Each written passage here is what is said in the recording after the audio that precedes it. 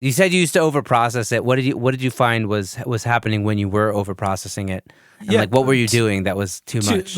too much EQ. Like, oh, here's like a couple of bands in the Cubase channel strip doing some EQ, and then there's like two other EQs like cutting out a bunch of stuff here and there, and just a lot of subtractive stuff that really started to make the vocal feel small and kind of thin.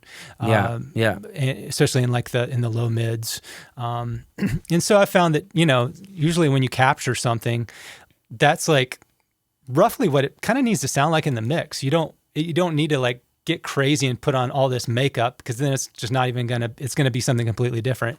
You kind of just have to embrace what it is and enhance it a little bit, and that usually ends up being the best way to go. I used to think that I could, make something completely different that it's not, and it never worked out. It always just kind of sucked the life out of it, and so yeah, that's interesting. For me, Yeah, it's less is more, I guess.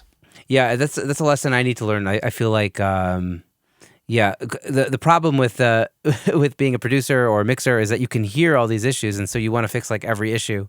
Yep. And then you hear like a little bit of harshness at like 5K. Let me just try to get rid of that. Let me just get a little narrow band in the Pro Q. Maybe even do it dynamically. And sometimes it's too much, and you got to just know when to stop. And I think I struggle with that a little bit.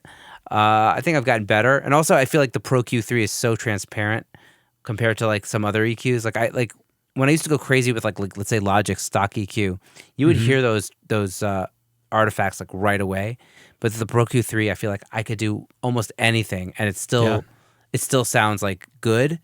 But if you take out too much, it really does start to get anemic, and like you said, in the low mids especially, you don't want to mess with that too much or do too many bands there. Yeah. One thing that I try to really do these days that I used to be bad about, I try to be way less visual, and I try to not do nearly as much EQing while in solo. I used to do too much of both of those things, and just by like being less visual and less EQing while in solo, like you don't actually mess with things as much if you do those two things. You just kind of leave them alone, and they usually end up sounding like a vocal or a violin. You kind of have to embrace some of those gnarly things that come through, because that's what makes it what it is. Yes. Yeah, I love that. That's amazing.